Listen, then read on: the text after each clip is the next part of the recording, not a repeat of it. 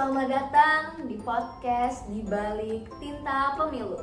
Tempat di mana kita ngobrol santai tetapi juga berbobot mengenai pemilu dan demokrasi. Karena pemilu itu bukan sekedar datang ke TPS dan mencoblos, tetapi pemilu itu bagaimana kita sebagai masyarakat bertanggung jawab untuk masa depan Indonesia. Hari ini kita akan membahas pemilu dari berbagai sudut pandang. Dari pemilih pemula yang baru saja pertama kali mencoblos pada 14 Februari 2025, pemilih tetap yang sudah beberapa kali ikut pemilu, dan juga petugas KPPS yang bertanggung jawab di balik layar pemilu yang kita laksanakan. Oke teman-teman, aku Vale sebagai host dan juga pemilih tetap bakal memandu obrolan ini. Dan tentunya aku nggak sendirian. Kita kedatangan dua tamu spesial yang akan ikut berbincang dengan kita pada hari ini. Yang pertama ada David, pemilih pemula yang baru saja mencoblos pemilu kemarin. Halo Vale, senang bisa bergabung di podcast kali ini. Hai David. Yang kedua, kita juga kedatangan petugas KPPS yang ikut terlibat selama pemilu kemarin, yaitu Mario. Halo Vale, halo semuanya. Senang rasanya bisa berbagi informasi tentang pemilu di podcast ini. Terima kasih Mario dan David yang sudah bersedia untuk menjadi narasumber pada hari ini. Oke, pertama kita ke David dulu. David, ini kan pertama kali kamu nyoblos ya. Ada nggak sih, pasti perasaannya campur aduk gitu. Bisa ceritain nggak gimana pengalaman pertama kamu nyoblos? Ya, jadi jujurnya sebenarnya aku gugup banget ya Vale. Karena ini benar-benar pengalaman pertama aku di pemilu kali ini. Nah, jadi aku masih bingung banget sama prosedur pemilunya. Aku sampai sempat nyari tutorial di YouTube atau enggak tanya-tanya ke orang tua gitu. Tapi persiapannya bagus sih itu, sampai nanya di YouTube gitu-gitu. Nah, pas hari H tuh gimana deh rasanya?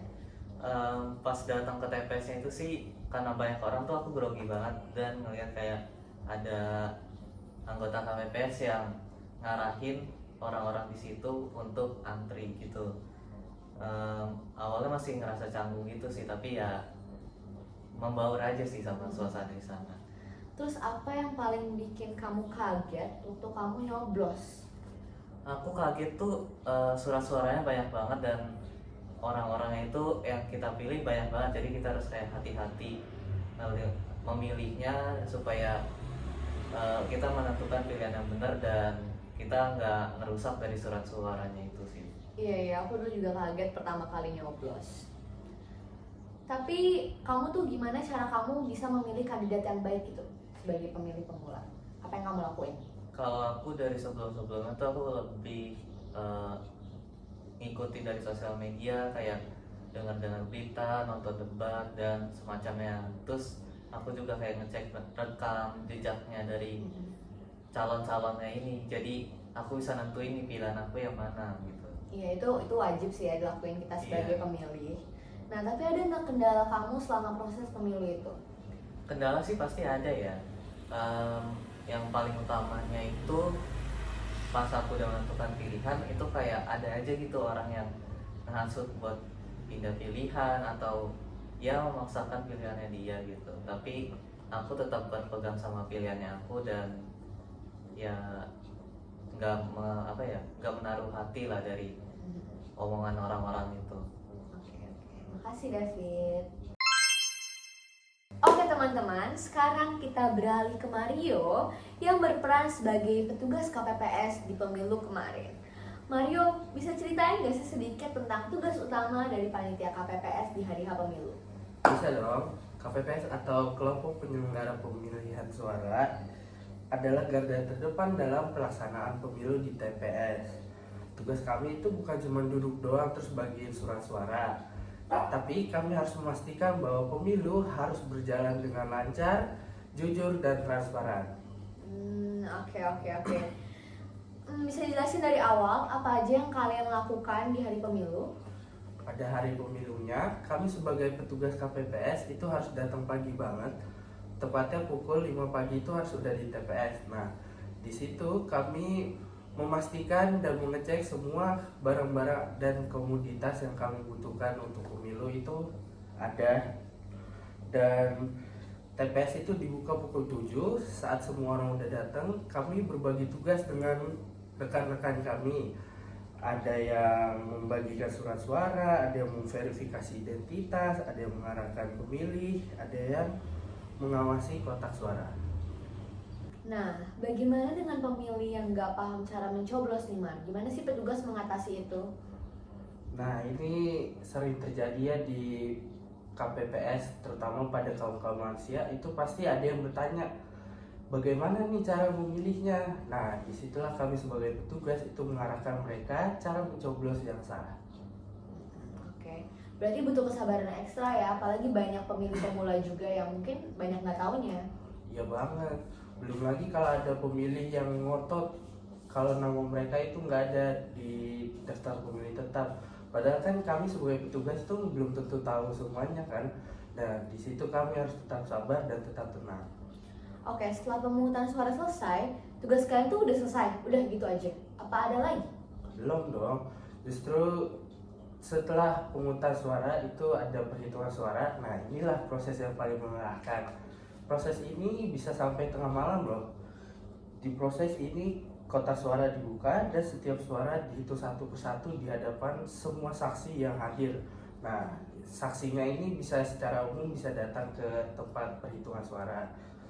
Nanti setelah perhitungan suara selesai, surat suara akan dicatat dalam formulir resmi dan akan dikirim ke tingkat yang lebih tinggi. Oh, gitu. Jadi ternyata tuh tugas KPPS itu bukan cuma di hari pemilu ya, masih banyak step-step yang harus dilanjutin lagi. Betul.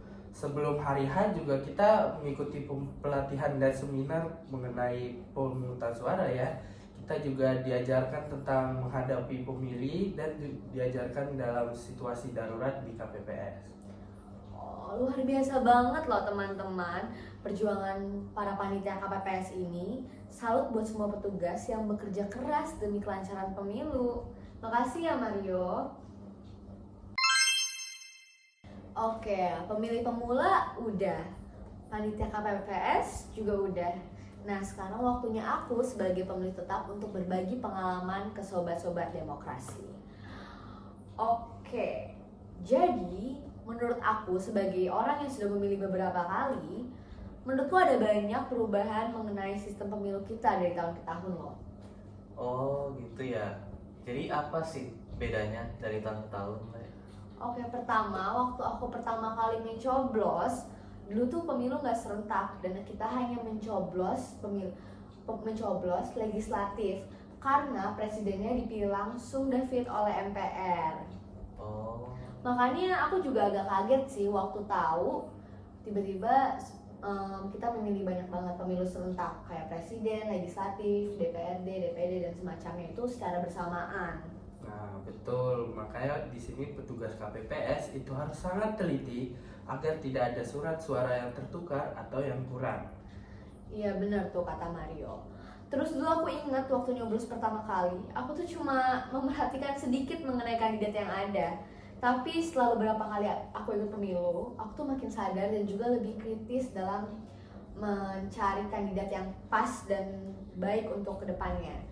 Aku lebih baik baca berita dan cek rekam jejak calon dan lihat program mereka sebelum menentukan pilihan. Karena ya apa yang kita pilih kan menjadi masa depan bangsa Indonesia dan sampai kita salah pilih lah. Jadi lebih terbiasa gitu lah ya. Iya.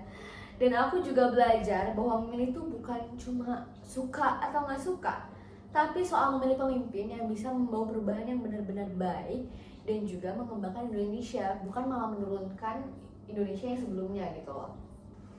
Kalau tantangannya dari jadi pemilih tetap tuh sebenarnya apa sih, Le? Tantangan sih pasti ada ya, apalagi aku udah beberapa kali memilih. Kadang tuh aku merasa kecewa kalau kandidat aku atau jagoan aku nih gak menang dalam pemilihan, atau mungkin mereka gak menepati janji yang mereka janjikan saat sebelum pemilu. Tapi aku sadar, pemilu itu tuh bukan cuma soal satu kali nyoblos, dua kali nyoblos, tapi lebih mengenai mengawasi pemimpin yang terpilih dan tetap kritis terhadap kebijakan mereka. Jangan sampai kebijakan yang mereka buat malah merugikan kita sebagai rakyat. Benar banget. Setelah pemilu selesai juga kita sebagai warga negara tugasnya belum selesai. Kita nggak boleh hanya diam-diam saja. kita harus mengawasi kinerja pemerintah agar bisa berjalan sesuai dengan kepentingan rakyat. Makanya aku selalu ingetin ke teman-teman dan orang-orang di sekitar aku. Apalagi mungkin aku juga aktif membaca berita dan juga membaca rekam-rekam jejak para kandidat. Yang paling penting itu jangan golput.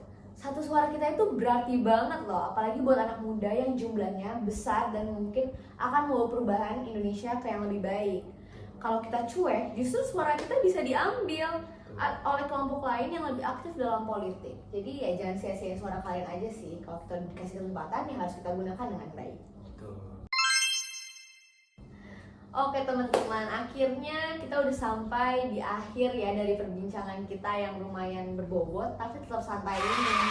Dari obrolan kita hari ini, kita bisa lihat kalau pemilu itu lebih dari sekedar datang ke TPS dan mencoblos. Ada banyak orang di balik layar yang bekerja keras agar proses pemilu dapat berjalan dengan lancar. Salah satunya yaitu petugas KPPS seperti yang Mario lakukan. Dan sebagai pemilih, baik pemilih pemula atau pemilih tetap yang sudah mencoblos beberapa kali, kita punya peran besar dalam menentukan masa depan negara ini. Jangan sampai apa yang kita pilih atau apa yang kita tentukan itu malah merusak negara ini. Setuju banget nih Vale. Dan juga untuk pemilih-pemilih pemula ya, kalau kita masih bingung mau nyoblos siapa, itu kita coba cari rekamnya atau informasi-informasi di internet. Dan pastiin suara kalian itu terpakai dengan baik. Jangan sampai suara kalian itu sia-sia ya.